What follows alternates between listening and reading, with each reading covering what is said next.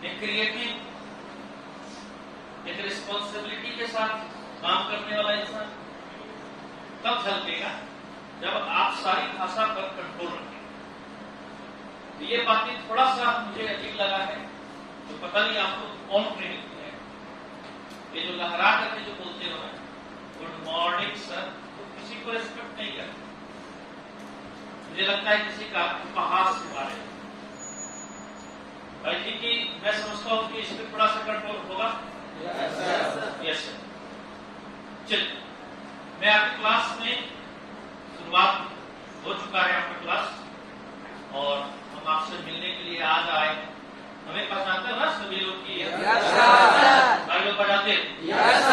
चलिए, तो फाइनली शुरुआत करते हैं।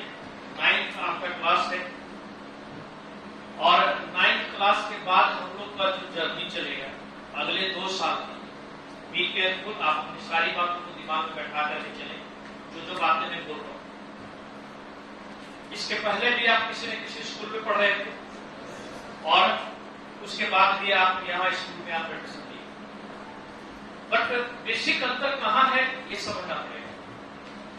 ये नहीं समझोगे तो आप जैसे थे, जैसे होने वाले थे वैसे ही होगे, तो फिर जगह चेंज करने का, स्कूल चेंज करने का कोई मतलब नहीं होता। एग्री है इस बात? तो आप लोग बता सकते हो कि यहाँ पर आपके क्या सोच करके आप आए? 9th में आप एडमिशन लिए हो विजन हाई स्कूल में, प्लानिंग क्या चल रहा है तुम्हारा? ऐसा कुछ किसी के मन में है कि 9th की पढ़ाई शुरू हो चुकी है, बट हमें क्या वैसे ही चलना है या फिर कुछ नया सोच लेकर के आए? पहले मैं आपकी सोच पर मैं ये जानना चाहूंगा कि मन में क्या चल रहा है, क्या लगता है आपको? चलो ठीक, तुम बताओ, बस डरना नहीं है। क्या करना चाहते? IIT, आप बिजनेस, आप IAS, आप बिजनेस, मेडिकल। ये बातें बहुत गंभीर सी मसला है, और इस मसले को तुम कुछ न कुछ बोलकर निकल जाओ। चलो हेडन का मैंने बोल दिया, चलो IIT बता। ये नहीं पता कि IIT का 1% 2% भी जानते हो उसके बारे में, कितनी कठिनाई है रास्ते में वो जानते हैं इसके बारे में। IAS ऑफिसर बनना है, बोल तो दिया, कितना जानते हो IAS ऑफिसर? एक बचपन की कहानी शायद हम लोग जब प्राइमरी एजुकेशन में पढ़ा करते, शायद आप अपने लाइफ से भी सोच सकते हैं कि 4था 5वां में कोई लड़का अगर पढ़ रहा हो, अचानक घर पे कोई आ गए गेस्ट, तो बेटा बड़ा होकर क्या बनना चाहता? बोलता है पायलट, फिर बोलेगा साइंटिस्ट। ये बातें नॉर्मल तौर पे बचपन में कहेगा, ये शायद तुम आगे की नहीं बोलते हो। ध्यान दो, 4था क्लास में तुम कभी भी डॉक्टर नाम नहीं बोलते हो, बोलते हो कि वो चीज जो देखते हो साइंटिस्ट नाम बोल रहे हैं। पायलट जैसा एरोप्लेन उड़ाता है ना, हम उड़ाएंगे, ऐसे करके सपने देखे। आज तुम IIT बोल रहे हो, क्या IIT 4था क्लास में सपना था? फिर बदल कैसे गया? कुछ समय भी आपसे कुछ पूछा गया होगा कि क्या बनोगे, कुछ न कुछ बोले होगे, याद नहीं होगा कि क्या बोले होगे। मैं क्या कह रहा हूं कि ये सपने समय के साथ बदलते रहते, हालात को देखकर। जैसे मान के चलो कि 4-5 में यह प्लानिंग हुआ, साइंटिस्ट बने, इनको देखकर, तो अब्दुल कलाम को देखकर रॉकेट लॉन्च किया, मिसाइल डाला, ये है वो है, पूरा कुछ हो गया। एरोप्लेन उड़ाएंगे, जहाज चलाएंगे, कैप्टन बनेंगे, ये सारी बातें सपने बुनते, पता नहीं होता तो उसके लिए करना क्या है? सही है। अब जैसे जैसे बढ़े हुए आप 9th में आ गए, अब आपसे मैं बेसिक तौर पर मैं पूछता हूं तो 3 बातें कॉमन आती है। सर इंजीनियर बनेंगे, सर डॉक्टर बनेंगे, सर डीएम बनेंगे, आईएएस ऑफिसर, यूपीएससी निकालेंगे। ये बातें कुछ समय तक नहीं था, बदल गया। और जैसे ही फिर 12th के बाद जब ये टारगेट पे लगेगा, ये तो बहुत बोझ है, तब फिर आपका सपना 12th के बाद क्या होगा? सर रेलवे में जाएंगे, सर बैंकिंग में सर जाएंगे, सर हम आर्मी बनेंगे। आपके सपने बदल जाते हैं हकीकत में। क्यों? बहुत हार्ड था इंजीनियरिंग को, बहुत हार्ड है आईएएस बनना, बढ़िया है किसी तरीके से बनना। लास्ट में और भी जब बूढ़े हो जाओगे ग्रेजुएशन के बाद, तो लास्ट में चपरासी के लिए अगर नौकरी मिल जाए तो बहुत सही। ये हकीकत है। आसान नहीं होता नौकरी पाना। आपने सपने बोल दिया, बोलना आसान है। नहीं, मैं क्या बोल रहा हूं कि उसके बनने के लिए जो रास्ते हैं वो बहुत कठिन। अब इस कठिन रास्तों में हमें चलना है ताकि आपके सपने चेंज ना हो।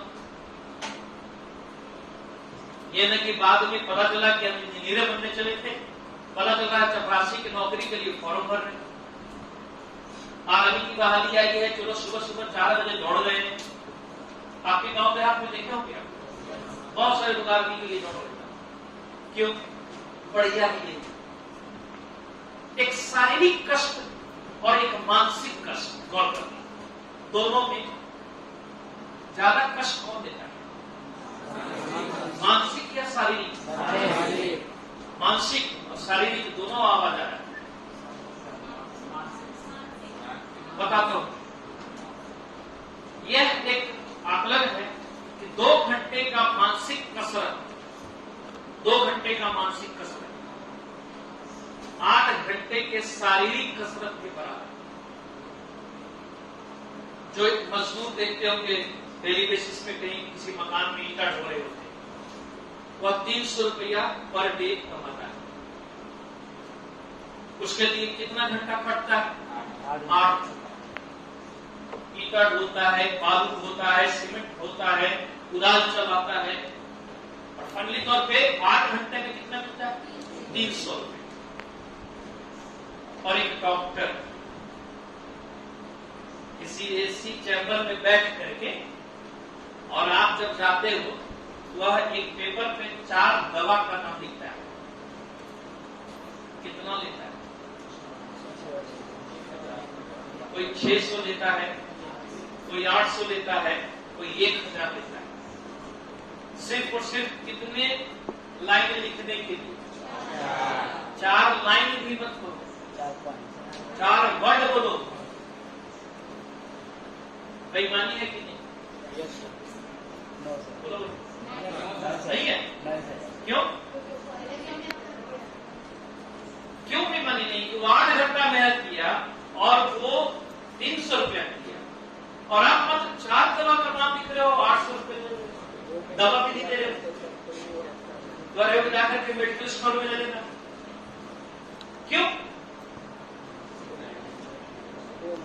कौन बोलेगा इसका जवाब? क्यों? क्या हुआ? क्यों दिया? ज्यादा क्यों नहीं दिया? मानसिक कसरत। उन्होंने 4 दवा नाम भले ही लिखा, पर कौन से नाम लिखने हैं इसके लिए वो पिछले 10 साल 15 साल की पढ़ाई किया। उसकी कीमत है, बदले में उसको आराम मिल रहा है। 4 दवा नाम लिखा, 1000 रुपये मिल गया। और वो बंदा जो 8 घंटे शारीरिक कष्ट कर रहा है, वो बचपन में क्या कर रहा हो? आराम कर रहा हो। तभी जो तो बात को समझो कि आप दिमाग चलाना चाहते हो कि शरीर चलाना चाहते हो, तो इसके लिए समय देना पड़ेगा। ऐसा नहीं कि 4 घंटा दिमाग चला दिए, अब सर्कल से 4 दवाई दिखेगी। एक लंबी जर्नी हो, ऐसी जर्नी की शुरुआत तुम्हारी हो चुकी है, शायद तुम नहीं समझ। सुने होंगे आपके बहुत अच्छे अच्छे जो स्टूडेंट होते हैं 8वां से 9वां से ही कोटा चले जाते हैं। क्या करने? पढ़ने। तो यहाँ क्या पढ़ाई हो रही थी? तैयारी करनी। आज से इंजीनियरिंग और मेडिकल की तैयारी करना शुरू करेंगे।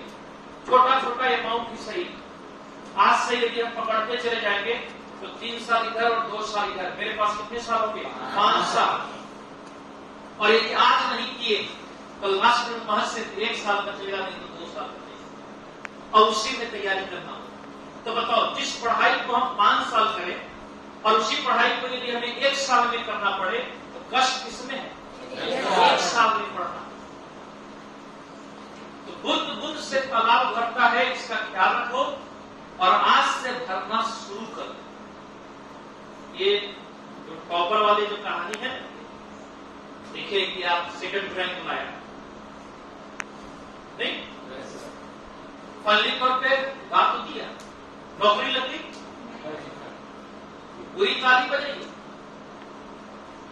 सेलिब्रिटी की तरह पहचाना जा रहा है, सारे लोग आ रहे हैं, उसको सम्मानित कर रहे हैं, मीडिया आ रहा है, रिपोर्टर आ रहा है, बड़े बड़े लोग आ रहे हैं। कितने दिनों तक? 10 दिन तक। उसके बाद भूल जाओगे कौन टॉपर हुआ। उसको भी उसी जगह में बैठना है जिसमें बाकी लोग भी बैठेंगे। जो टॉपर नहीं है, मान के चलो 80% इसका आया है, वो भी बैठेगा, और वह 80% वाला जो बंदा है, मान के चलो कम मार्क्स आया, टॉपर नहीं हुआ, और वह रिजल्ट निकाल दिया कंपटीशन, और जो टॉपर है वो निकाल नहीं पाया। बताओ बेहतर कौन होगा? तो यह टॉपर होना आपकी काबिलियत होने की पहचान है, बट यह 10 दिन का सुख है, 15 दिनों का सुख है। लाइफ टाइम खुश कब हो? जब आपका कैरियर बन जाए, जब वैसे कंपटीशन को निकालोगे जिससे तुम्हारी नौकरी लग जाती है, तुम्हारा लाइफ सेटल्ड हो जाता है, तो जिंदगी भर ऐश करते। बहुत सारे टॉपर ऐसे हैं जो देखोगे कि जिसका कुछ नहीं हुआ। कोई ना कोई किराना दुकान चला रहा है, ऐसे टॉपर होने से कोई फायदा नहीं। तो मैं क्या बता रहा हूं बाबू, बहुत बढ़िया समझ लेना, दिमाग में जो चीजें है बैठा लेना। टॉपर होने के लिए सिर्फ 2 चीज की आवश्यकता है। टॉपर होने के लिए सिर्फ 2 चीज की आवश्यकता है। पहला, मेमोरी, याद करने की क्षमता। जो भी समझ में नहीं आ रहा रट जाओ, यही होता है। बहुत ताली बजती है। मेरे यहाँ पे ये स्कूल में 95% आया। लड़का से पूछो, याद करने में सिर्फ माइल था। अगर 10% यदि हम क्वेश्चन दे रहे हैं, वो बस घूम करके बस बैठ जा रहा है, का तो हम तो याद करके न बैठे हुए थे। दूसरा, हैंड राइटिंग, समझ रहे? प्रोजेक्ट करने का तरीका। अगर यह 2 आपके पास है तो आप क्या बन जाओ? पढ़ना नहीं। पिछले 10 साल का जो क्वेश्चन है, कौन कौन आया है देख लो, और उसका सारा सॉल्यूशन देख लो, रट जाओ, और बहुत बढ़िया से उसको कॉपी में लिख दो। तो क्या ऐसे करने से कंपटीशन निकलेगा? नहीं। कंपटीशन के लिए आपके पास चाहिए लॉजिक। आपके लिए होनी चाहिए मेंटल एबिलिटी, जिसको आप पढ़ रहे हो, सोचने समझने की क्षमता चाहिए। इससे हो सकता है कि 5 नंबर कम आए। क्या? किससे? कॉमर्स से। नहीं, कल के डेट में आपसे क्या निकल जाएगा? कॉमर्स से। आप गांव नगर के किसी स्कूल में चल जाओ, कोई भी 9th क्लास में मेंटल एबिलिटी नहीं पढ़ाता है क्या? मैं एक सब्जेक्ट दे रहा हूं, क्योंकि कोटा में भी पढ़ाया जाता है। तुम नवोदय की परीक्षा दिया हो, उसमें मेंटल एबिलिटी होता है, और उसके बाद स्कूल में नहीं पढ़ाया जाता। 9th में भी नवोदय की परीक्षा होता है, तो उसमें पूछेगा तो मेंटल एबिलिटी पूछता है, एक क्लास में ना बताया जाता है। कल डेट में बैंकिंग का एग्जाम दो, रेलवे का एग्जाम दो, एयरफोर्स का एग्जाम दो, आर्मी का एग्जाम दो, हर एग्जामिनेशन में मेंटल एबिलिटी होता है, और आपके स्कूलों में नहीं पढ़ाया जाता। आज से ही हमारी तैयारी शुरू हो रही है, और इसके छोटे छोटे अंश अभी से लेना शुरू करो, क्योंकि आप 5 साल में तैयार करोगे, और उसको अचानक जब तैयारी करने की जरूरत पड़ेगा तो अचानक उसके पास मात्र समय मिलेगा 1 साल, समय मिलेगा 6 महीना। बताओ, दोनों में बेहतर तैयारी किसकी होगी? वो तैयारी करने के लिए सोचेगा कि कौन से कोचिंग में एडमिशन लिए, और तुम कहोगे कि सर हम लोग तो पढ़े नहीं। अंतर है कि नहीं? बोलो बोलो। ओवरऑल जिंदगी तुम्हें किस मोड़ पे ले जाएगी कोई नहीं जानता। आदमी सोचता कुछ और है, करता कुछ और है, और बनता कुछ और है। और इसमें समस्या कहां आती है? रास्ते में जो समस्याएं हैं ना, उसको झेल पाने की क्षमता सब में नहीं।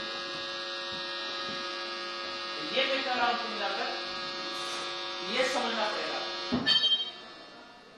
और ये समझना पड़ेगा तुम्हें कि हम करने क्या है। न तुमको आईएएस ऑफिसर बनना है, न मेडिकल की तैयारी करनी है, न इंजीनियरिंग की तैयारी करनी है। तुम्हें सिर्फ और सिर्फ जो चीज पढ़ाया जा रहा है वो पढ़नी है।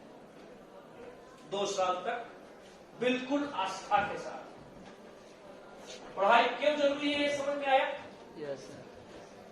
देखो, मेहनत तो करना है, चाहे शारीरिक मेहनत करो या मानसिक मेहनत करो। मानसिक मेहनत करोगे, धीरे धीरे स्टोर होते जाएगा, बाद में शारीरिक मेहनत नहीं करना पड़ेगा। मानसिक मेहनत नहीं किए तो आगे चल करके शारीरिक मेहनत करना पड़ेगा।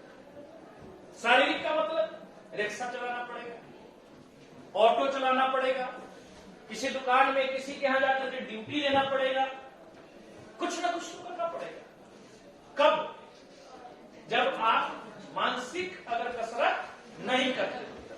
मानसिक कसरत का शाब्दिक अर्थ हुआ पढ़ाई, जो आप अभी फिलहाल करने आए हो। तो जरूरी क्यों है पढ़ाई, समझ में आया? यस। बोलो बोलो जल्दी। Yes sir. Yes sir. अब आगे बात आती है कि पढ़ाई कैसे